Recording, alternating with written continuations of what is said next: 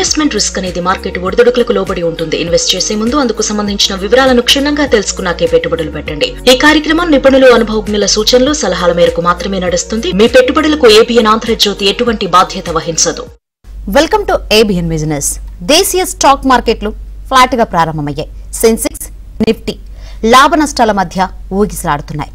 Hero MotoCorp, Bajaj Finance, Tata Motors, Maruti Suzuki, Hindalco షేర్లు లాభాల్లో trade అవుతున్నాయి. Doctor Reddy's Labs, Sriram Finance, Cipla, Asian Paints షేర్లు నష్టాల్లో కొనసాగుతున్నాయి. రైట్, ఈ రోజు మార్కెట్స్ అయితే ఫ్లాట్ గా ప్రారంభమయ్యాయి. మరి ఎట్లా క్లోజ్ అవుతాయి ఏంటో తెలుసుకుందాం. మరిన్ని వివరాలు అందించేందుకు బిజినెస్ ఎనలిస్ట్ వివికే ప్రసాద్ గారు మనతో పాటు లైవ్ ద్వారా సిద్ధంగా ఉన్నారు. Good morning sir. Good morning. Right, రోజు చూస్తున్నాం కోట్ల సంఖ్యలో ఇన్వెస్టర్లు, ఎన్నో వేల సంఖ్యలో ప్రొఫెషనల్స్ పనిచేస్తున్న ఈక్విటీ మార్కెట్ లో ఎవరికైనా తమ పోర్ట్ఫోలియో ఎలా ఉందంటే బాగుందో లేదో తెలుసుకోవడానికి ఒక స్కోర్ ఇస్తే బాగుంటుంది. సో ఆ దిశగా ఎవరైనా ప్రయత్నాలు చేస్తున్నారా సార్? ఇప్పుడు మీరు చెప్పిన మాట చాలా కరెక్ట్ అండి. ఎందుకంటే చాలా మంది ఇన్వెస్టర్, చాలా మంది కాదు, దాదాపుగా ప్రతి ఇన్వెస్టర్ కి మైండ్ లో ఉండే డౌట్ ఏంటంటే తన పోర్ట్ఫోలియో బాగుందా లేదా. అది ఎక్కడన్నా ఒక పబ్లిక్ ఫోరం లోనో పబ్లిక్ మీటింగ్ లోనో అడగాలని తాపత్రయం ఎక్కుంటుంది. ఎవరు స్పీకర్ కనపడినా అతనికి బుర్ర ఉందో లేదో మనకి రూఢీ కాకపోయినా కానీ వరుణ్ అడుగుతూ ఉంటారు. అడిగేటప్పుడు కూడా ఏం చేస్తారంటే 100-200 స్టాక్లు ఉంటే అన్ని స్టాక్ల గురించి అడగడానికి వీలవదు. కాబట్టి వీళ్ళకి తోచిందో వీళ్ళకి మనసులో ఉన్న ఏకైక యాక్టివ్ గా ఉన్న కంపెనీ ఒకటి గురించి ఇదేంటండి అంటారు.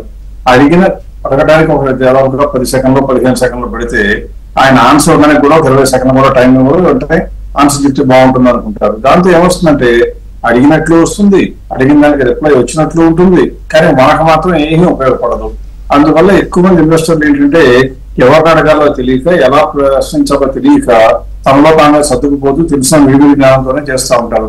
అందుకని అందరూ కూడా ఎక్కువ మనసులో కోరుకునేది ఏంటంటే ఏదైనా ఒక స్టాండర్డ్ ఫార్మాట్ ప్రకారం, అంటే నోటుకు వచ్చినట్లుగా వాళ్ళకి తోచినట్లుగా ఒకరితో ఒక రకంగా ఇంకొకరితో ఇంకో రకంగా కాకుండా వాళ్ళకి ఒక స్టాండర్డ్ ప్రాతిపదిక ప్రకారం మాత్రం స్కోర్లు ఇచ్చి మీ పోర్ట్ఫోలియో బాగుంది లేదా బాగాలేదు చెప్పడం, అలాగే బాగాలేదు అంటే ఏమేమి కంపెనీలు మీ పోర్ట్ఫోలియో వీక్ గా ఉన్నాయో చెప్పడం చేస్తే చాలా ఉపయోగంగా ఉంటుంది.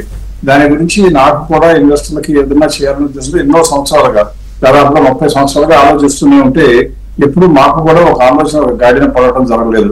అందువల్ల ఈ మధ్య కాలంలో చాలా సునిశ్చిత దృష్టి పెట్టి మేము ఏం చేసామంటే ఏ ఇన్వెస్టర్ అయినా సరే తనకున్నటువంటి పోర్ట్ఫోలియో మొత్తం కనుక సమగ్రంగా అంటే క్షుణ్ణంగా అన్నింటి నుంచి ఆనెస్ట్ గా చెప్తే, ఎక్కువ మంది క్లయింట్స్ ఏం చేస్తారంటే వాళ్ళ పోర్ట్ఫోలియో కాకుండా ఏదేదో పిచ్చి కంపెనీ రాసి పంపిస్తారు. అలా కాకుండా వాళ్ళకు వచ్చినటువంటి ఈ క్యాష్ స్టేట్మెంట్, అంటే డిపాజిట్ నుంచి వచ్చి ఈ క్యాష్ స్టేట్మెంట్ కనుక పంపించినట్లయితే వాళ్ళందరికీ కూడా ఒక స్కోర్ ఇవ్వడం జరుగుతుంది. ఒక నెంబర్ లోనే ఉంటుంది. దానికి ప్రాతిపదిక ఏంటంటే 93 కన్నా మీ స్కోర్ ఎక్కువ ఉంటే కనుక మీ పోర్ట్ఫోలియో బాగున్నది, మీకు ఇండెక్స్ కన్నా గ్యారంటీగా మెరుగు లాభాలు రావడానికి అవకాశాలు చాలా పెరుగుతాయని చెప్తాం. అదే కనుక 99 100 ఉందంటే దాదాపుగా లాంగ్ టర్మ్ లో మీ పోర్ట్ఫోలియోకి ఇబ్బంది లేదు, ఇదే రకం స్కోర్ కంటిన్యూస్ గా మెయింటైన్ చేస్తే అని చెప్పడం అనమాట. అది ఏకంగా స్కోర్ ఇవ్వడమే కాకుండా ఎవరైనా సరే ఇన్వెస్టర్లు ఎవరైనా సంప్రదించాలనుకుంటే మన స్క్రీన్ మీద నా పక్కనే కనపడుతున్న ఫోన్ నెంబర్ కానీ దానికి కనుక మీరు ఇన్ఫర్మేషన్ పంపించినట్లయితే, మీ ఈ క్యాష్ స్టేట్మెంట్ పంపించినట్లయితే మీకు ఆ స్కోర్ ఇవ్వడంతో పాటు మీ పోర్ట్ఫోలియోలో ఏది అమ్మదగిన షేర్లు, అమ్మితే మళ్ళీ ఏది కొనుక్కుంటే మంచిది కూడా చెప్పే ప్రయత్నం చేస్తాం. కాబట్టి ఒక్కసారితో మీ సందేహాలు అన్ని కూడా తిరగడానికి అవకాశం ఉంటుంది, మాకున్న నాలెడ్జ్ పరిమితంగా. అంతేగాని మీరు కోరుకున్న సలహాలు చెప్పలేము. మా అంచనా ప్రకారం ఏది కరెక్టో ఏది కరెక్ట్ కాదో ప్రతి ఇన్వెస్టర్ కి చేరవడానికి అవకాశం ఉంటుంది. మీరు తరచి మళ్ళీ మమ్మల్ని మాట్లాడాల్సిన అవసరం కూడా ఉంటుందనే ఉద్దేశం. అది దాదాపుగా 1.5 month వరకు కూడా ఫ్రీగానే ఇస్తాం. కాబట్టి ఏ ఇన్వెస్టర్ పొందొచ్చు. బాగుందో బాగాలేదో కొన్ని రోజులు పోతే మీకే తెలుస్తుంది. ప్రస్తుతానికి మాత్రం సర్వీస్ ఇవ్వడం అనేది ఈ వారం అక్కడి నుంచి మొదలు పెడతాం. కాబట్టి ఖచ్చితంగా ఈ అవకాశం పడుతుంది. వీలైనంత త్వరగా మాకు మ్యాటర్ పంపిస్తే, మీ పోర్ట్ఫోలియో ఈ క్యాష్ స్టేట్మెంట్ పంపిస్తే మీకు సహాయం చేయడానికి ఉపయోగపడుతుంది. వాట్సాప్ లోనైనా ఫోన్ మెసేజ్ పంపండి, లేదా ఈమెయిల్ కన్నా పంపండి. రైట్, కాల్ ఉన్నారు, మాట్లాడదామండి. ఎస్ జ్యోతి గారు, మీ డౌట్ అడగండి. నమస్తే సార్. గార్డెన్స్ ప్రాపర్టీస్ 40% క్లాస్ లో ఉన్నాను సార్. ఏ company? Gardens Properties sir. Gardens Properties 40% loss లో ఉన్నాను సార్.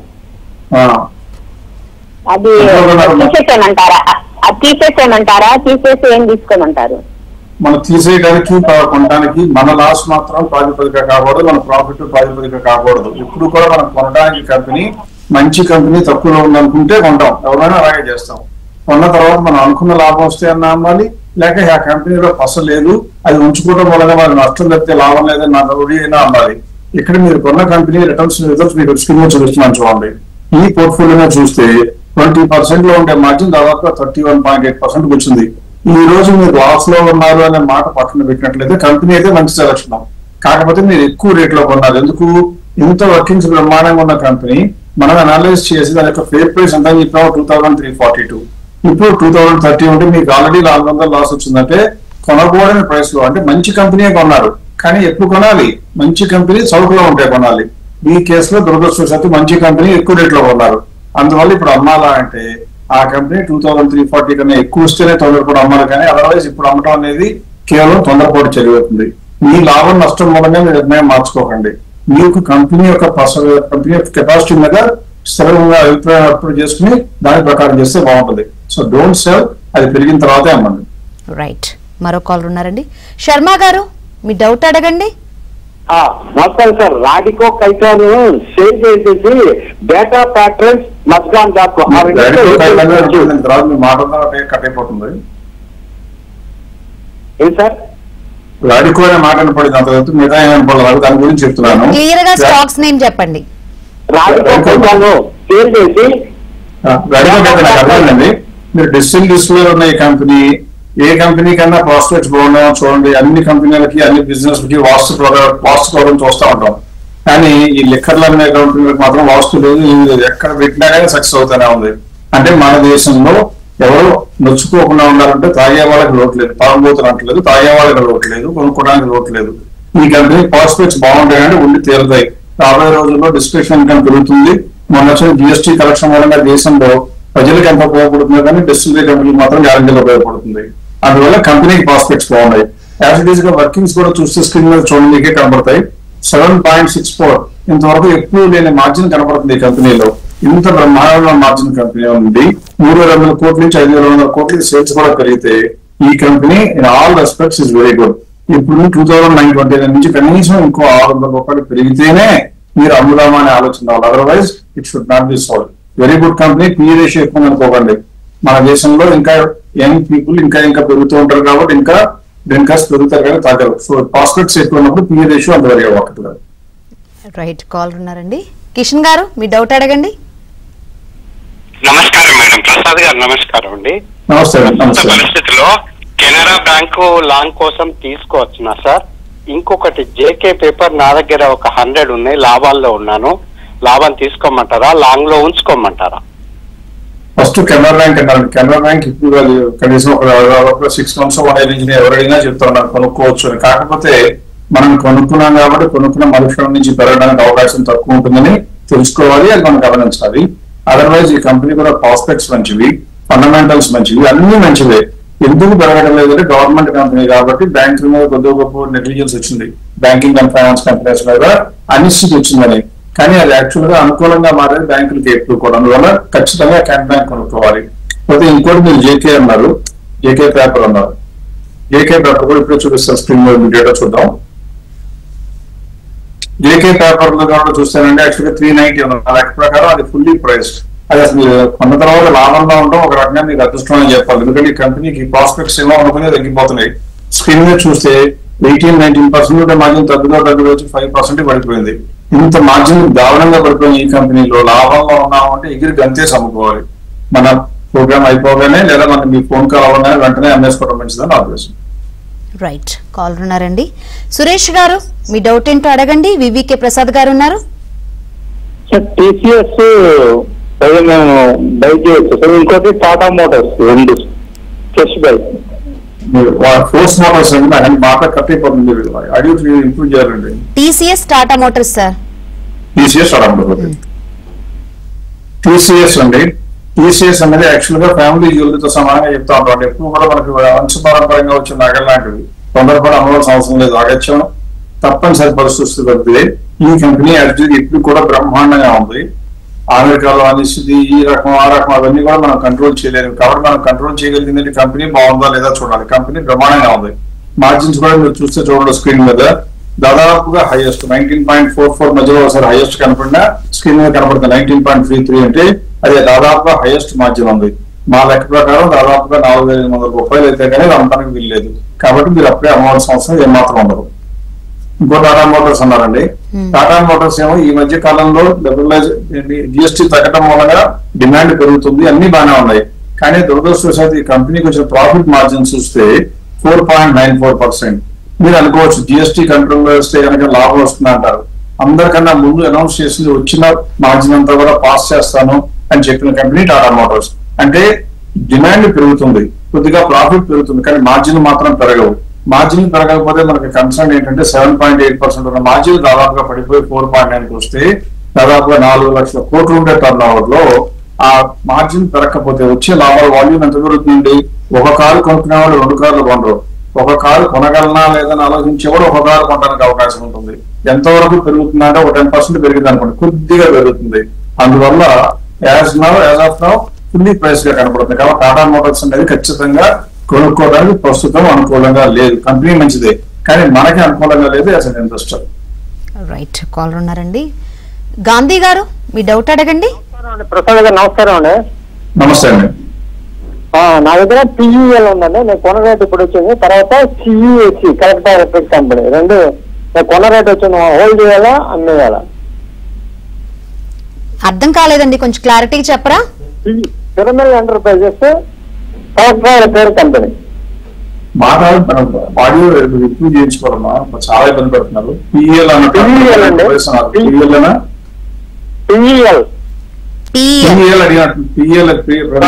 ఎంటర్ప్రైజెస్ అయితే మాత్రం లక్షణమైన కంపెనీ అండి. ఏమాత్రం కంగారు పడక్కర్లేదు, కొనుక్కోవచ్చు ఈ రోజున.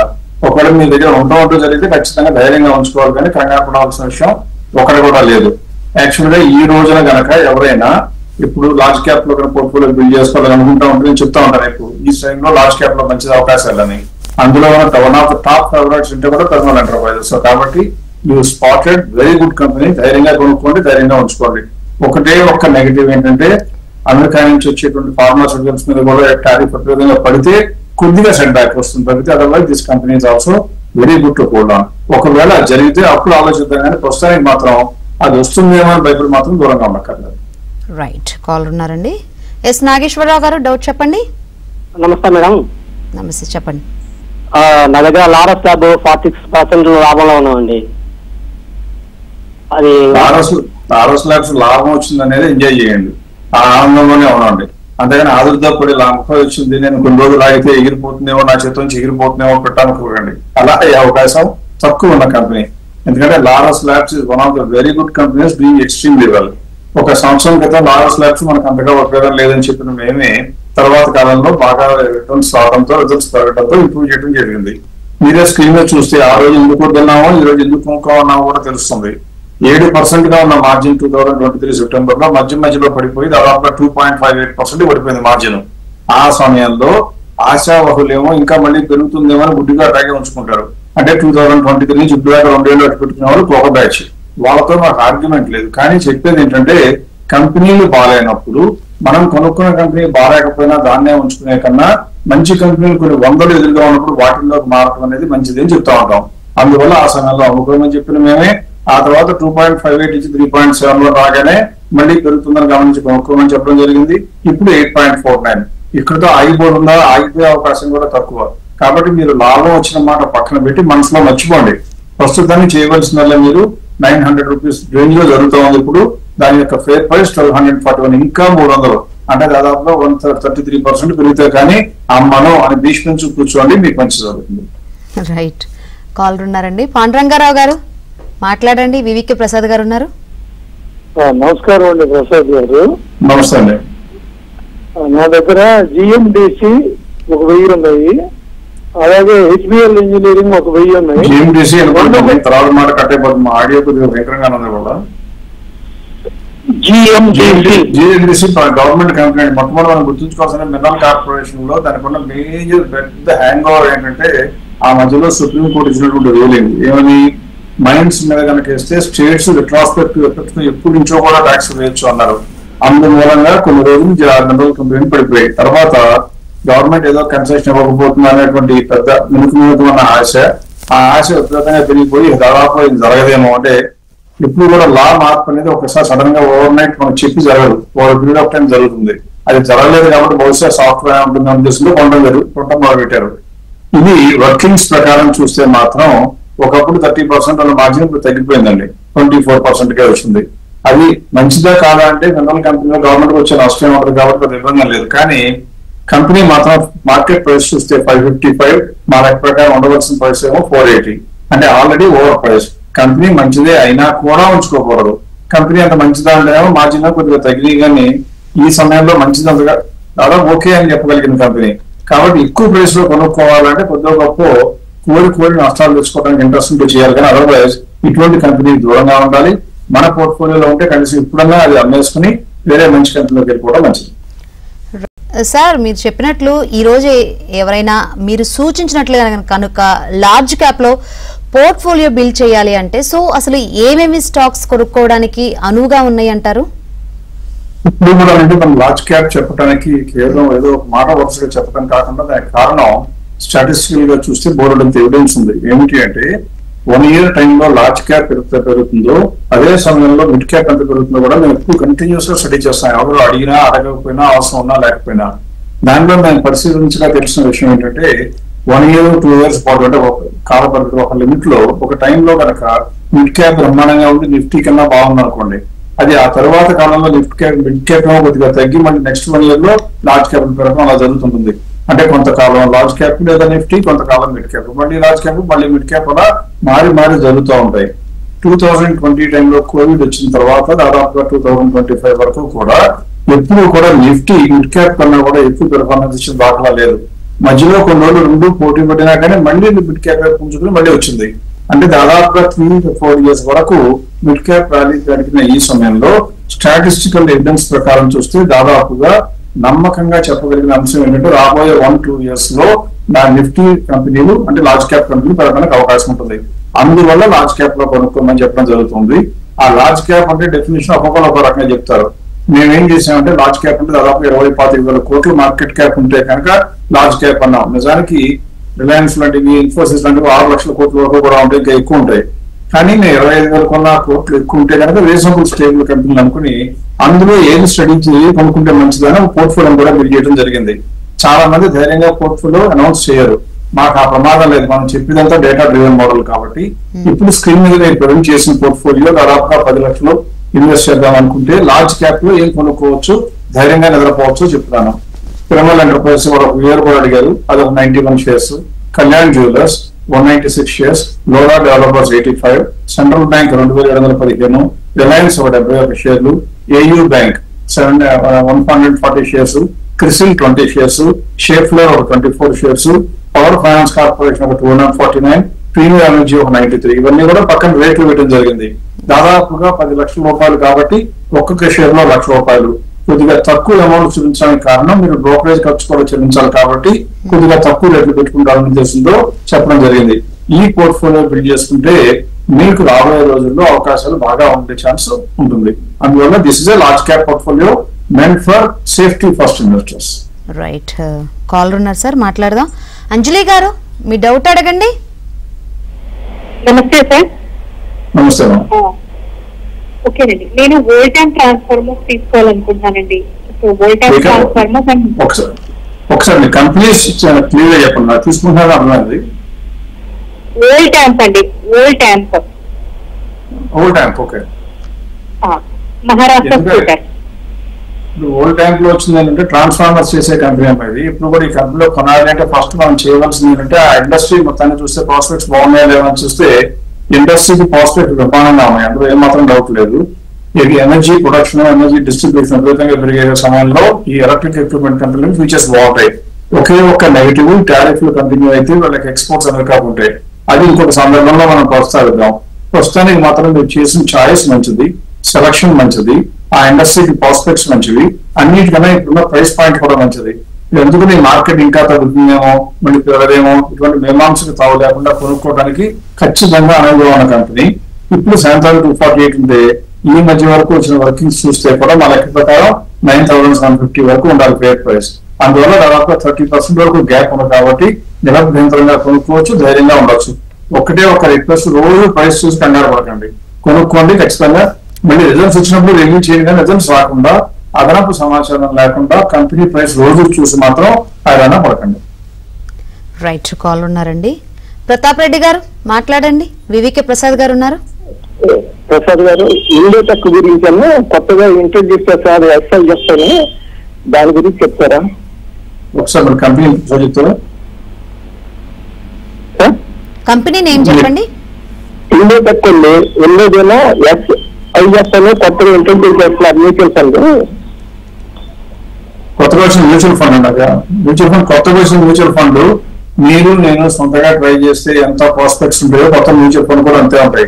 ఆ మ్యూచువల్ ఫండ్ మీద రెండు కొమ్ములే ఉండవు, ఆ విధంగా తెలివితేటలతో వచ్చి మనకన్నా ఎక్కువ చేయలేదు. పైగా మ్యూచువల్ ఫండ్ గురించి సలహా అడగాలంటే కొత్త ఎన్పిఓ పబ్లిక్ ఆఫర్ కనుక వస్తే ఎట్టి పరిస్థితుల్లో మీరు చేయకూడదు ఏంటంటే ఆ మ్యూచువల్ ఫండ్ లో బాగా లాభాలు వస్తాయి ఆశపడటం అంటే ఆశని మించిన అత్యాశతో సమానం. అందువల్ల అటువంటి అవకాశాలు ఎవరికి అయాచితంగా రావు. ఎట్టి పరిస్థితుల్లో కూడా న్యూ ఫండ్ ఆఫర్ నేనైతే సమర్థించమే లేను. మ్యూచువల్ ఫండ్ కొనుక్కోవాలి అంటే మనకు తెలిసిన మ్యూచువల్ ఫండ్స్ లో ఆల్రెడీ ప్రాస్పెక్ట్స్ ప్రకారం చూస్తే ర్యాంకులు ఏం బాగున్నాయి చెప్తానే ఉంటారు. కాబట్టి ఆ మందులో ఏదైతే కన్సిస్టెంట్ గా పెర్ఫార్మెన్స్ ఉందో అది కొనుక్కోవాలి. కానీ ఊరికే వాళ్ళకు డాక్యుమెంట్ ఇస్తే డాక్యుమెంట్ చదివి వాళ్ళు చెప్పిన స్ట్రాటజీ మాటలు బాగున్నాయి కాబట్టి కొనుక్కుంటానంటే నా ఉద్దేశం ప్రకారం రిటైల్ ఇన్వెస్టర్స్ కి మంచిది కాదు. అదృష్టం వల్ల కొంతమంది గుడ్డిగా నమ్మితే కూడా కలిసి రావచ్చు. అంత మాత్రం అది మాత్రం అందరూ ఒప్పుకోవాల్సిన నిజం కానే కాదు. నా లెక్క ప్రకారం please stay away from that kind of offers. ఇప్పుడు కూడా కొద్దిగా రీసెర్చ్ చేయండి. మీకు కావాలనుకుంటే మాలాంటి వాళ్ళని సంప్రదిస్తే ఈ సమయంలో ఉన్న టాప్ మ్యూచువల్ ఫండ్స్ ఏదో చెప్తాం కాబట్టి అవి కొనుక్కోవడం మంచిది. కానీ న్యూ ఫండ్ ఆఫర్ పెరగదు అన్నాం, కానీ దాని మూలంగా ఎక్స్ట్రా లాభాలు వస్తాయి అనుకోవడం మాత్రం అవివేకం. రైట్, కాల్ ఉన్నారండి. పద్మ గారు మీ డౌట్ అడగండి. నమస్తే మేడం. నమస్తే సార్. నమస్తే, చెప్పండి. నా దగ్గర టారీలు ఉన్నాయండి, ట్రాన్స్ఫార్మర్స్ అండ్ రెక్టిఫైయర్స్, అలాగే పర్సిస్టెంట్ సిస్టమ్స్ తీసుకోవచ్చండి ప్రెసెంట్ రేట్ లో.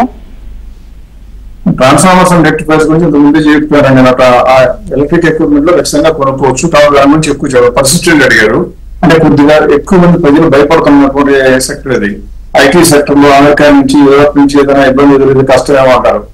ఇబ్బంది నాకు ఎదురవదండి. ఒకవేళ అలాంటి ఇబ్బంది వస్తే ఆ దేశాలకి ఎక్కువ ఇబ్బంది. బికాస్ ఆ కంపెనీలో ఉండే vital installations including power generation, utilities అన్ని కూడా సాఫ్ట్వేర్ తరలి వస్తే వాటన్నిటికీ ఇండియా కనపడని బ్యాక్ బోన్. కాబట్టి మనకు అంత వచ్చే ప్రమాదం లేదు.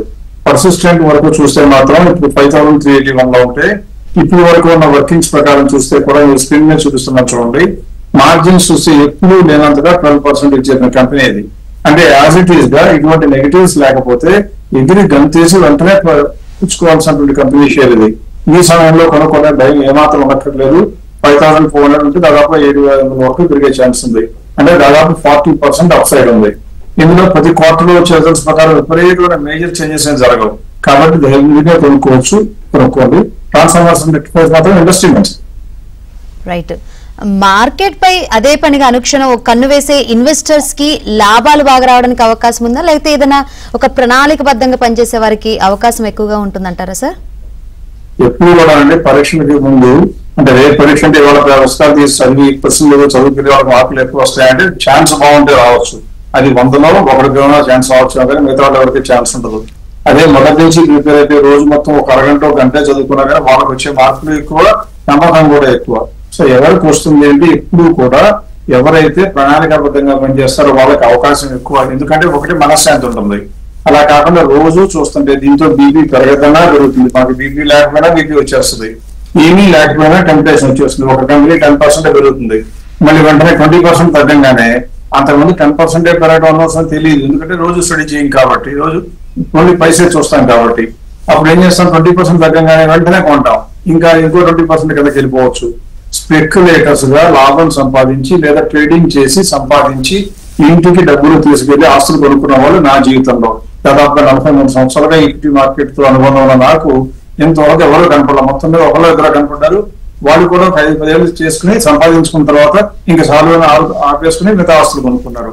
అలా కాకుండా ఇందులోనే పడి కొట్టుకుపోయేవాళ్ళు, పర్టికులర్ గా రిటైర్డ్ పీపుల్ అంటే నా వయసులో ఉన్న వాళ్ళు, రిటైర్ అయిపోయిన వాళ్ళు ఈ మధ్య కాలంలో పాస్ట్ టైం అనే పేరు చెప్పి వాళ్ళ రిటైర్మెంట్ డబ్బులతో కూడా చెలగాట వాడుతున్నారు. అది చాలా ప్రమాదభరితం. ఎట్టి పరిస్థితుల్లో కూడా రోజు చూడటం అనేది వ్యసనం.